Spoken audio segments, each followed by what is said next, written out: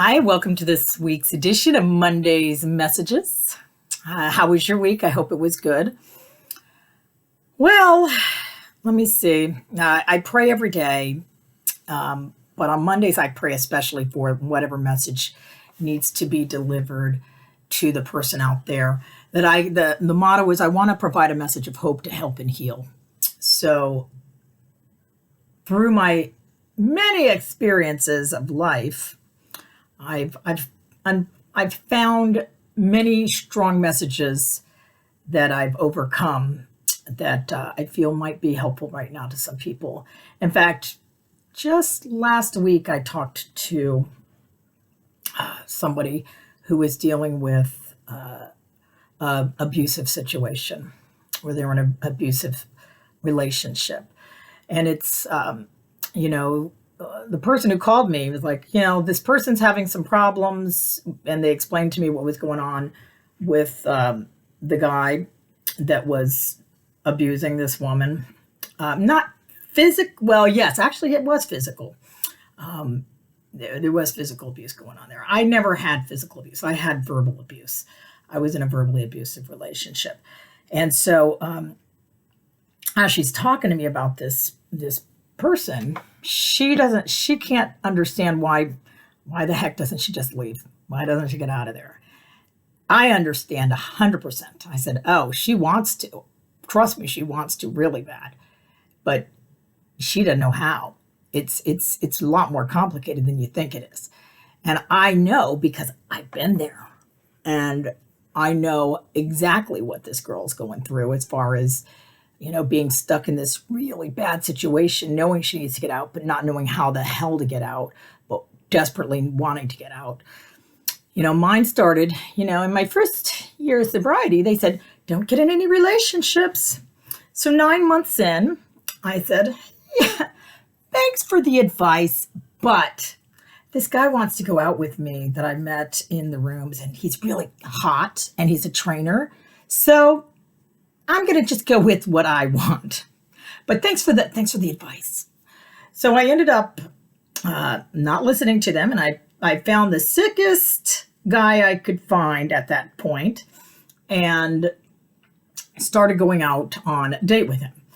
And I didn't realize what I got myself into when it happened, because when we went out, I was treated like a princess. This guy, was super nice, super funny, super charming.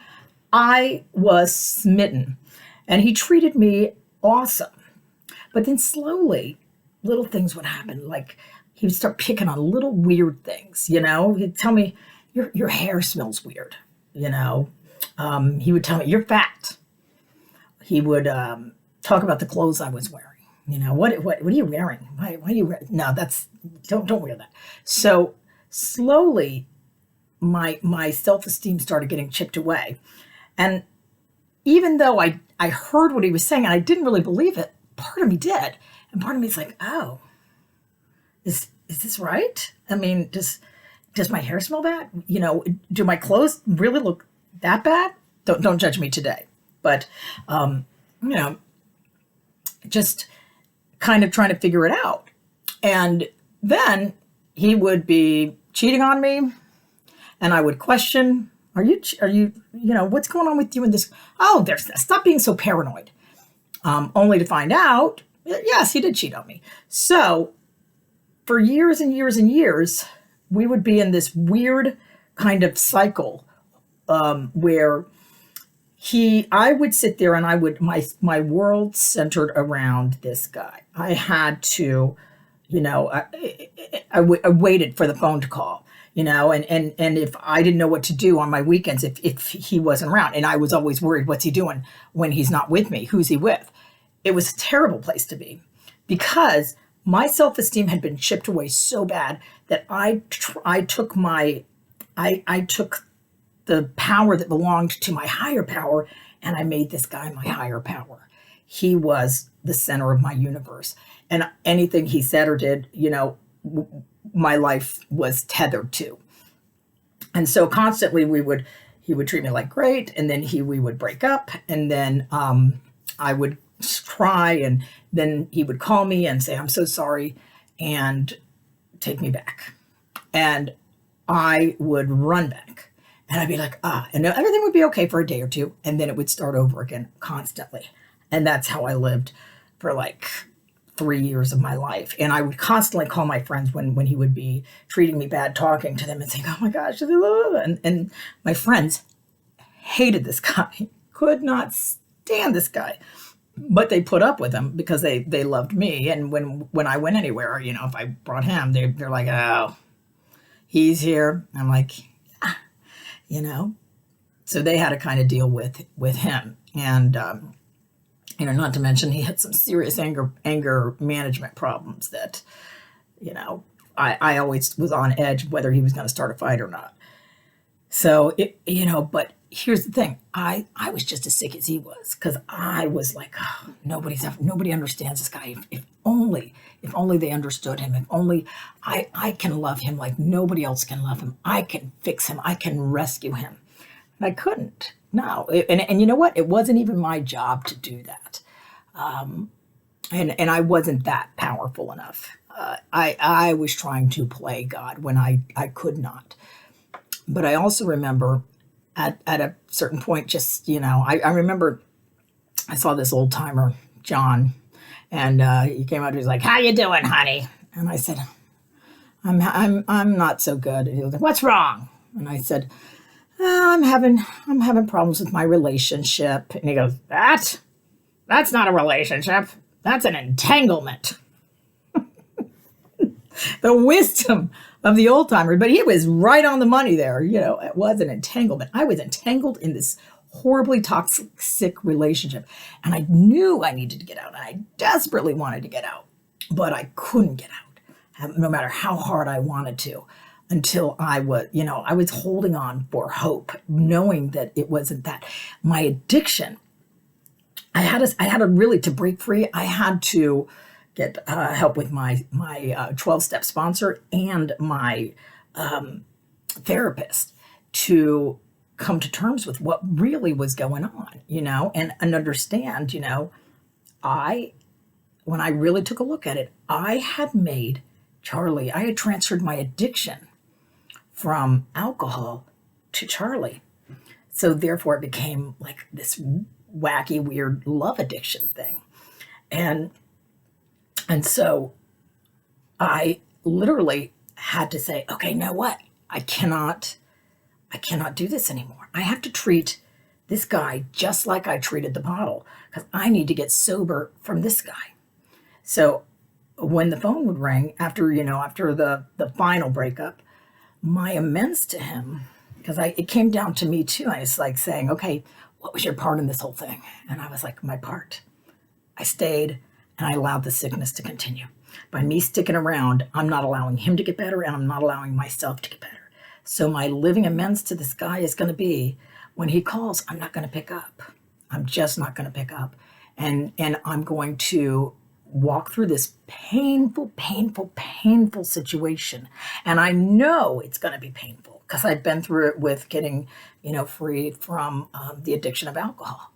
I know this is going to be painful because I couldn't imagine, just like in the beginning, I couldn't imagine my world without alcohol. At that point, I couldn't imagine my world without this guy. But I said, I have to, if I want to have any kind of life, any chance at a life, I've got to break free from this guy. So my living amends is I'm not going to pick up when he calls. I'm going to stop the cycle. I'm just not going to engage anymore. It's like, when you get free from alcohol, the bottle can't pick you up and call you. But the love addiction, the other person definitely can. And, when they realize they've lost you and are losing control, that's when things can heat up. Or, in his case, he had found somebody else to move on to latch on to and had this other sick relationship going. And I was actually jealous of that relationship because I made it about her. I said, oh, she's better than me. She's better than me, and I'm not good enough. That's why this didn't work out. No, you know what? It was nothing to do with me. Nothing to do with me. Everything to do with this other person. This other person felt so bad. They needed to cheat on me. They needed to treat me so poorly to make themselves feel better because that's all they knew how to do. That was their coping mechanism. And I allowed myself to stay in that situation. I needed to get out. So, why am I sharing this? Because I think there's more people out there like me who might benefit from hearing my story. It's a tough story to tell. It's because, it's kind of, I don't know why I've been holding off on telling this story, but it's an important one. It needs to be told because there's people out there, and I know right now the bunch of women that are going through something similar to what I've gone through. Here's the thing about verbal abuse. It's cunning, baffling, and powerful in that you can't see the bruises and the scars and the black eye. It's inside. That's where all the bruises and scars happen. So breaking free from this horrible relationship, I still had to heal the bruises and scars. And I had to literally take a year for myself. I said, I got to have a year to just get myself together, pull myself out of this, break free. And let me tell you something. When I finally made the decision and I did it, I pictured myself in this dark cell and trapped in this dark cell. And there's just a little pinprick of light on the distance. And I opened that cell door. I said, I'm going to open the cell door. I'm going to walk out. I'm going to walk in the darkness. And I know it's going to be dark. And I know it's going to be scary. And I know I'm going to be full of fear. And I'm going to cry. And I'm going to scream. But I'm just going to keep putting one step in front of the other step towards that light. And eventually I will get to the light. And I will be free. And I will tell you, that did happen. It did happen. I remember, sitting there one day, sitting at a Coffee Bean, Riverside Drive, drinking a vanilla latte, and suddenly realizing as I'm drinking and I'm looking, I was like, that's this beautiful day today. And I was like, I don't, if Charlie were to walk in here, would I care? No, I wouldn't. I wouldn't care. And then it hit me. It's like, do I really care what's going on? No. And then I was like, oh my God, I feel good about me. I feel whole. I feel happy, joyous, and free. I am free. I'm free. Thank you, God, I'm free. I had to go through the pain. I had to go through everything. But I finally, step by step, day by day, walking through it, found the light. And I sat in the light and I basked in the light of all places on Coffee Bean on Riverside Drive with my vanilla latte. And that's one of the defining moments in my life. And I was like, yes, I have hope now. There's light on the other side. I'm gonna stay clear from everything until I'm sure when God's ready, He'll send me the person who I'm meant to be with. Because obviously this was not God's intention for me. So anyway, and then we can go into a whole story about my husband and this, that, the other of my great matchmaker.com story. So that's my message to you. If you are in a bad situation, in a bad relationship, and it's scary and you want out, I know how you're feeling and I know how scary it is. But you know what? Nothing changes if nothing changes. You got to make that change. You got to make the decision to save your life and change your life. Walk away one day at a time, get help, get support, and know it's going to be painful. But on the other side of that pain, there's relief, and there's the most amazing freedom and peace that you're going to find on the other side. And you're also helping to save this other person's life too, because they're going to have to make some changes as well.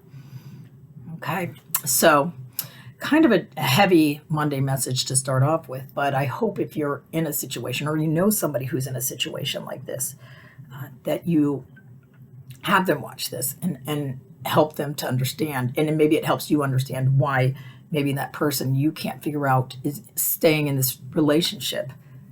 That's why they don't know how to get out. They want to get out. They just don't know how, and they need help. So that's it. You guys have a wonderful, wonderful week. And maybe we'll have a funner Monday message next week. But I think this was an important one to talk about because I know there are a lot of people out there suffering. And if you're liking this, subscribe and let's keep in touch and start our Mondays together. Bye.